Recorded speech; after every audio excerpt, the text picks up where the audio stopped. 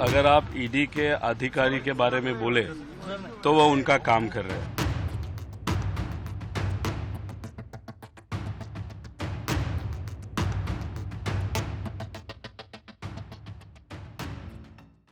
नमस्कार, मैं हूं अंशिता। महाराष्ट्र के सियासी गलियारों में इन दिनों एक चर्चा जोरों पर है कि शरद पवार के पोते रोहित पवार तो सिर्फ बहाना है, असली निशाना तो असल में पवार ही है। एनसीपी चीफ के पोते से ईडी ने जब एक बार फिर पूछताछ की तो सियासी गलियारों में चर्चा गर्मा गई कि कहीं रोहित पवार के जरिए शरद पवार को कमजोर करने की कोशिश तो नहीं रची जा रही है। दावे लगने लगे कि एनसीपी चीफ शरद पवार को कमजोर करने के बीजेपी के सारे पैंतरे तो फेल हो गए, इसलिए अब अपने ब्रह्मास्त्र का इस्तेमाल कर रही है। और बीजेपी का ब्रह्मास्त्र क्या है आप सभी जानते हैं, ईडी सीबीआई। शरद पवार के घर तो ईडी सीबीआई नहीं पहुंचा पाए, तो शरद पवार के पोते रोहित पवार के पीछे ईडी दौड़ा दी गई है। इसका मतलब समझ रहे हैं आप? समझ ही रहे होंगे, क्यों नहीं समझेंगे। तो शरद पवार के पोते और एनसीपी विधायक रोहित पवार से एक बार फिर ईडी ने पूछताछ की, वो भी पूरे 8 घंटे। रोहित पवार करीब 1 बजे दक्षिण मुंबई के बेलार्ड एस्टेट वाले ईडी के कार्यालय पहुंचे और रात 9 बजे के बाद कार्यालय से बाहर निकले। लेकिन ताज्जुब की बात यह है कि 8 घंटे की पूछताछ भी कम पड़ गई, इसलिए उन्हें 8 फरवरी को दोबारा बुलाया गया है। ये दूसरी बार है जब रोहित पवार से पूछताछ हुई और अब 8 फरवरी को तीसरी बार बुलाया गया है। तो पूछताछ खत्म होने के बाद रोहित पवार ने कहा कि वो सारे दस्तावेज लेकर ईडी दफ्तर गए थे। उन्होंने कहा कि कई सवाल पूछे गए, सभी सवालों का जवाब मैंने दिया। 8 फरवरी को और दस्तावेज मुझे सौंपना है। जैसे ही खबर आई कि तीसरी बार बुलाया गया है तो चर्चा होने लगी कि 2 बार इतनी लंबी लंबी पूछताछ में भी कुछ नहीं मिल पाया, फिर भी तीसरी बार पूछताछ के लिए बुलाया है। हो ना हो, ये सब सिर्फ शरद पवार को परेशान करने की साजिश रची जा रही है। अब आते हैं मुख्य सवाल पर कि आखिर शरद पवार बीजेपी के लिए इतने जरूरी क्यों हैं? क्यों बीजेपी बार बार डोरे डाल रही है? क्यों बार बार घूमकर शरद पवार पर ही आ जाती है? चलिए इसे विस्तार से समझते हैं। तो जैसा कि कहा जाता है कि शिवसेना को बिखेरने के बाद से बीजेपी की नजर एनसीपी पर है। अजीत पवार को अपने साथ मिलाकर बीजेपी ने एनसीपी को कुछ हद तक कमजोर तो कर दिया है, लेकिन बीजेपी अच्छी तरह जानती है कि पार्टी की ताकत शरद पवार है। इसलिए अजीत पवार के बीजेपी के साथ हाथ मिलाने के बाद से बीजेपी शरद पवार पर डोरे डाल रही है। जैसे ही अजीत ने बीजेपी से हाथ मिलाया, पार्टी ने यह जिम्मेदारी उन्हें सौंप दी थी। यहां तक कि बीजेपी ने यह भी फैलाना शुरू कर दिया था कि महाराष्ट्र में अभी और खेल होने बाकी हैं और शरद पवार इंडिया गठबंधन को किसी भी समय धोखा देकर उसका दामन थाम सकते हैं। कभी उड़ाया गया कि पवार को कृषि मंत्री और साथ में नीति आयोग के अध्यक्ष का पद ऑफर किया गया है, तो कभी उड़ाया गया कि सुप्रिया सुले को भी केंद्र में मंत्री बनाया जा सकता है। उड़ाया तो यह भी गया कि मोदी तो अजीत पवार को सीएम बनाने को तैयार बैठे हैं, लेकिन शर्त यह रख दी है कि बड़े पवार को यानी कि शरद पवार को मना लीजिए। इसके बाद जुलाई 2023 में महाराष्ट्र में एनसीपी में फूट के कुछ दिन बाद अजीत पवार शरद पवार से मुलाकात करने उनके आवास भी पहुंचे थे। इस मुलाकात ने हलचल इसलिए मचा दी थी क्योंकि शरद पवार से उनकी मुलाकात मुख्यमंत्री एकनाथ शिंदे के मंत्रिमंडल विस्तार करने के कुछ ही घंटों बाद हुई थी। लेकिन शरद पवार ने बीजेपी और अजीत की उम्मीदों पर बार बार पानी फेरा। जब शरद पवार ने कहा कि अजीत का सपना कभी पूरा नहीं होगा, तो माना जा रहा था कि अजीत के सहारे ये संकेत शरद पवार ने बीजेपी को दिया है कि वो किसी भी कीमत पर बीजेपी से हाथ नहीं मिलाएंगे। साथ ही अगर अजीत वापसी की राह तलाश रहे हैं तो उसकी भी उम्मीद कम ही है।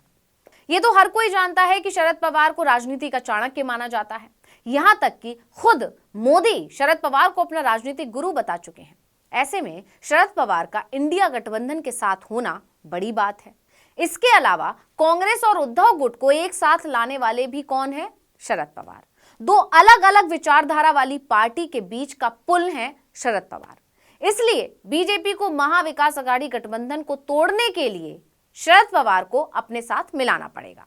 इससे पार्टी को आगामी लोकसभा और उसके बाद महाराष्ट्र विधानसभा और फिर वीएमसी चुनावों में फायदा मिलेगा। क्योंकि अगर शरद पवार इस गठबंधन से अलग हुए तो उद्धव गुट तो अपने आप अलग हो जाएगा। इसलिए पहले इंडिया गठबंधन पर असर पड़ेगा और उससे फायदा होगा लोकसभा चुनाव में, और फिर महाविकास अघाड़ी गठबंधन टूट जाएगा। लेकिन लाख कोशिश के बाद भी बीजेपी इसमें नाकाम हो रही है। यानी ये भी कहा जा सकता है कि बीजेपी के वो सभी दावे खोखले साबित हुए हैं, जिनमें कहा जा रहा था कि शरद पवार और बीजेपी के बीच कोई डील हो गई है। और सच ये है कि इंडिया गठबंधन की मुंबई में होने वाली बैठक से पहले महाराष्ट्र की सत्ता की राजनीति में बहुत बड़ा बवंडर खड़ा होने वाला था और इसके सूत्रधार होंगे शरद पवार। इस तरह की तमाम बातें बीजेपी की तरफ से शरद पवार को लेकर फैलाई गई थी। ऐसे में जब अब कोई पैतरा काम नहीं आया, शरद पवार ने दो टूक मना कर दिया कि हमारा और बीजेपी का कोई समझौता हो ही नहीं सकता, तो ईडी को काम पर लगा दिया और रोहित पवार, जो कि शरद पवार के सगे भाई अप्पा साहेब के पोते हैं, उन्हें घेर लिया।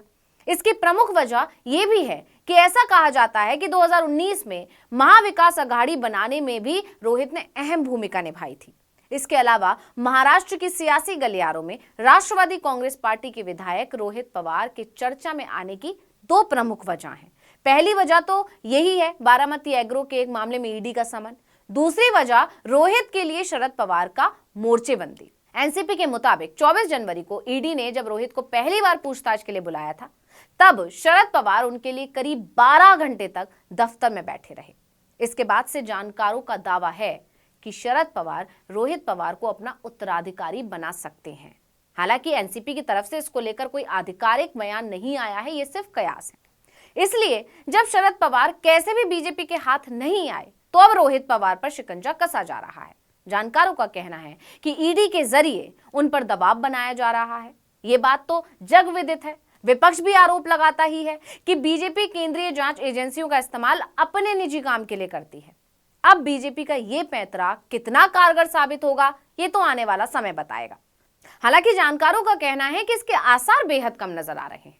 वहीं अब उस मामले की बात करें जिसमें रोहित पवार से पूछताछ चल रही है, तो आपको बता दें कि 2019 में बॉम्बे हाईकोर्ट ने महाराष्ट्र के सहकारी क्षेत्रों में कथित घोटाले और मनी लॉन्ड्रिंग के मामले को जांच करने के लिए कहा था। आरोप था कि सहकारी क्षेत्रों की कंपनियों ने मिलकर औने पौने दाम में चीनी मिलों को बेच दिया। पहले इस मामले की जांच आर्थिक अपराध शाखा ने की, लेकिन जल्द ही ये मामला ईडी के पास चला गया। 2023 में ईडी ने बारामती एग्रो को एक नोटिस भेजा था। जनवरी 2024 की शुरुआत में कंपनी के कई ठिकानों पर छापे भी पड़े थे। कंपनी के मुखिया होने के नाते ईडी ने रोहित पवार को समन भेजा था, लेकिन इस सब को लेकर एनसीपी का दावा है कि ये कार्रवाई राजनीतिक द्वेष से की जा रही है, ताकि शरद पवार को कमजोर किया जा सके।